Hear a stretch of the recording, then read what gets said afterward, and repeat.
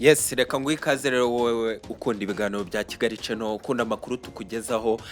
Uyu munsi rero tugarukanye n'amakuru ashyushye ari kugenda trending hano muri showbiz nyarwanda, ndetse inkuru iri kugenda igarukaho cyane ni inkuru y'umukinnyi wa film ukomeye cyane hano mu Rwanda witwa Ndimbati watawe muri yombi. Iyo ni inkuru ishaje rwose mumaze kumenyera, ndetse indi nkuru ku itariki 14 z'ukwezi kwa gatatu n'ubundi ku wa mbere nibwo polisi y'igihugu, urwego umuvugizi wa polisi wo mu ntara y'uburengerazuba n'ubundi uyu CP Bonaventure Karekezi yaje ku breaking amakuru yuko hari umuraperi wamaze gutabwa muri yombi mu karere n'ubundi ka Rubavu, umurenge wa Gisenyi n'ubundi akagari ka Kivumu. Nyuma yo gutabwa muri yombi rero, ndetse niyo nkuru ya Ndimbati wari umaze iminsi rwose ari muri gereza n'ubu aracyari muri gereza, ndetse cyashinjwa rwose cyo gufata ku ngufu umwana utujuje imyaka ndetse akamusindisha, kiracyakomeje rwose, nta nkuru y'icyizere cyo gutahira ajya hanze. Rero aya makuru yose niyo Kigali Channel yagendeyeho iregeranya, ndetse tugukorera urutonde rw'ibyamamare hano mu Rwanda 5 byagaragaye ko byagiye bifungwa, ndetse uko gufungwa kwabyo kugateza umwuka mubi ndetse n'amagambo akaba menshi kuri social media mu bakunzi babo cy'abafana babo, ku buryo byarifungwa ariko ryashyiraga na pressure ku buyobozi, ndetse bakabona ko abo bantu bafunzwe rwose bafite igikundiro gikomeye, ndetse n'abanyarwanda muri rusange. N'ubundi rero twakwegereje iyo top 5 kugira ngo nayo tukugezeho, ndetse kandi tunayisesengure tukwibutsa ibyo bihe, ibyo byamamare twaguteguriye koko byagiye bifungirwa, ndetse wibuke na impact byagiye bigira kugeza ubwo byafungurwaga.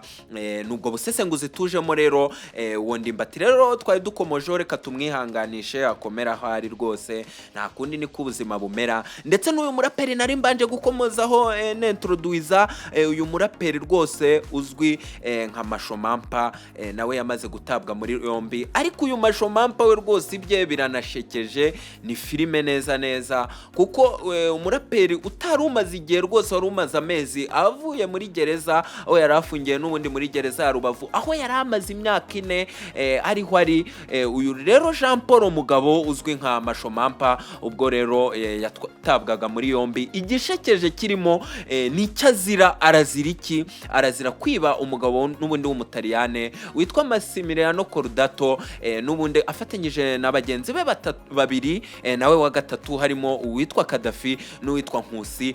Ariko rwose ugasanga umuntu ni nkaho azize ubusa cyangwa yifungishije, kuko n'ubundi ngo ibikoresho bari bamwibye bire electronique, apareye, computer bisanzwe, bihagaze agaciro kari hagati y'ibihumbi 300 na 400. Wumve ayo mafaranga, ndetse iyo wibye ikintu nta nubwo wanakigurisha kuri ako gaciro, birumvikana uba wihishahisha, n'ubundi ukigurisha nk'iryi5 cyangwa 100 n'ubundi.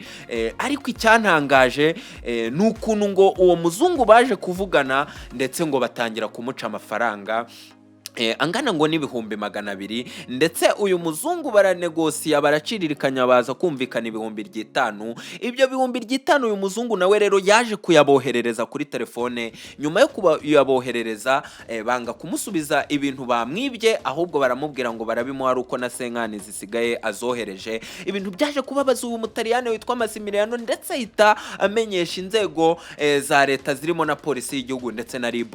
Rero izo nzego mu Rwanda birazwi ko ari vuba, nta hantu wakisha, nta hantu wazihungira. Rero bahise bagira vuba, ndetse batamuri yomba aba bagabo, ndetse kuri ubu ngubu rwose bafungiye kuri station hariya i Rubavu. Rero aya makuru yose urumva nk'uwo muhanzi ukiva muri gereza ariko agasubizwayo n'utuntu duto nk'utwo, uba wumva rero ari ibintu byo kamye industry, ndetse bigenda bigaruka cyane mu baraperi nyarwanda, aho bagenda bagaragara ko ari bo bakunze gufungwa cyane. Reka nkwibutse nk'abaraperi bagiye bagaragaraho gufungwa mu bihe byashize. Reka ndampere kuri nyakwigendera Jay Polly muhiruhuko ridashira, dore ko nawe yaje no kugwa muri gereza, ariko n'ubundi yagiye agaragaraho gufungwa cyane. Reka nkwibutse umuhanzi nka Green P ibyagiye bimubaho, ndetse mu bihe bitandukanye, ajya za rehab Butare, avayo ajya za Mageragere, ariko biza kurangira bigenze neza, aho ubu yibereye Dubai rwose. Reka nkwibutse umuhanzi nka Pfra wagiye wagiye ufungurwa nk'urugi rwose, nawe ibyo byari byarananiranye, ariko ubu ngubu nawe ari mu murongo mwiza. nawe ndi kugaruka ku byamamare byagiye bifungwa, ndetse ibi byamamare ngendiho nta nubwo byagiye bigarukaho cyane muri social media ngo yenda ngo abakunzi babo barabagirira impuhwe cyangwa ngo bivugwe cyane ko babaga bazize ukuri n'ubundi nk'ibisanzwe, ndetse n'uyu mashomampa akaza yiyunga kuri gisa cy'inganzo. Ibi byamamare byagiye bigaragara gufungwa inshuro nyinshi, ariko ngewe naguteguriye top 5 y'ibyamamare hano mu Rwanda y'abahanzi nyarwanda bagiye bafungwa bigateza polemike mu bakunzi babo ndetse no mu banyarwanda muri rusange. Twihuse cyane rero, reka mbere ku mwanya wa 5 nakuzaniye icyamamare ukunda cyo mu njyana ya Kinyatrap, uwo nta wundi ni Bushidox. nawe aho yaje gutabwa muri yombi, ndetse aza gutabwa muri yombi kandi bitari ubwa mbere cyane ho yaje kugirirwa impuhwe ndetse biteza saga, ndetse no mu gihe cyo kujya kuburana rwose aho yari ari kuri station yari ya i Remera, za kurangira rwose bigaragara ko urubanza rwe rwitabirwa n'abafana benshi cyane, ndetse aho byaje kurangira na dreads rwose zogoshwe, aho yari afite dreads zikundwa cyane yagendaga ahinduranya amabara, ariko biza kurangira rwose nawe atawe muri yombi ndetse afunzwe, ariko aza gufungurwa. Ndetse ibintu byashimishije ibyamamare byinshi ndetse n'umuziki nyarwanda. Reka nkwibutse ko iki gihe bafunga Bushari yari afite kontra nziza ifatika muri MTN, aho yari amaze gusinyana kontra yo kuba brand ambassador, ndetse kontra nziza imuha amafaranga afatika.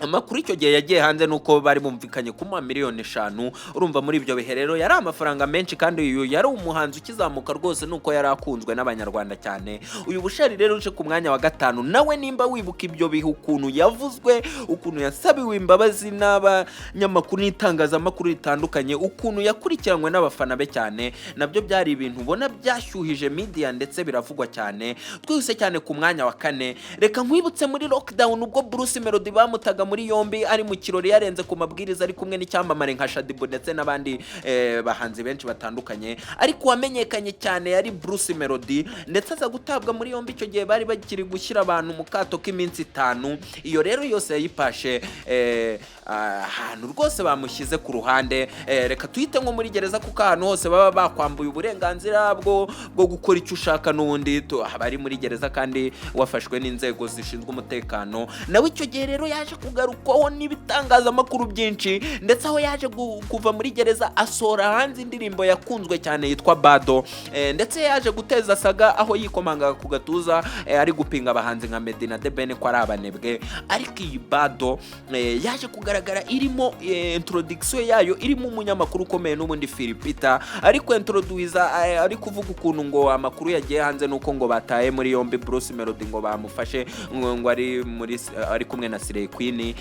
Aza gushyiramo iryo jwi rero muri iyo ndirimbo ye, bikwereka ko ukuntu rwose ko gufungwa kwe kwa trendinze cyane muri media. Twite cyane rero ku mwanya wa 3, reka nkwibutse mu 2019 ubwo Ngabo Meddy yazaga mu Rwanda, ndetse agatabwa muri yombi n'inzego zishinzwe umutekano zimushinja gutwara yanyweye yasinze ndetse yarengeje urugero, ndetse aho yaje gufungwa nawe iminsi 5. ndetse biza kugarukaho n'ibyamamare byinshi biravugwa cyane, abakunzi abafana bahamagara polisi, abavugizi buri munsi bahoraga basobanura iki kibazo cya Meddy. nawe iki gifungo cye rwose cyagarutsweho n'abanyarwanda benshi muri uwo mwaka wa 2019, ndetse aho yaje kuva mu Rwanda nta na interview rwose akoze muri media, ahubwo ahita yisubira muri Amerika. Uku gufungwa rero kwa Meddy nako kwaravuzwe cyane muri uwo mwaka. Reka twihute cyane ku mwanya wa 2. Ku mwanya wa 2 turahasanga umukinnyi wa filime ukomeye cyane ndetse n'ubukiri mu maboko y'ubugenzacyaha witwa Ndimbati. Uyu Jean Bosco rero wihoreye uzwi nka Ndimbati, nawe iri fungwa rye ryagomeje kugarukaho cyane, haba abayobozi muri leta, nakubwira nka Mama Immaculée n'ubundi ushinzwe Transparency International Rwanda, nawe yabigarutseho. Nakubwira inkuru nyinshi zitandukanye ziri kugenda zibivugaho, ndetse kugeza ubwo n'aba YouTubers aba banyamakuru bakorera kuri murandasi bagezaho bagakora content bakabreaking amakuru yuko Ndimbati yamaze kurekurwa. Ibintu byatangaje abantu benshi, ibintu byatangaje abantu bakunda Ndimbati ndetse n'abakurikirana showbiz, ukuntu umuntu yatinyuka kuvuga ayo makuru ndetse mabi ndetse anababaje, ariko bakayavuga ku muntu. Uyu Ndimbati rero nawe nubwo akivugwa, ariko n'ubundi no mu minsi agifatwa yaravuzwe cyane kugeza na n'ubu rwose, ku buryo ibi bimwemerera kuza ku mwanya wa kabiri w'urutonde rw'ibyamamare byafunzwe hano mu Rwanda ndetse bigateza saga muri showbiz nyarwanda.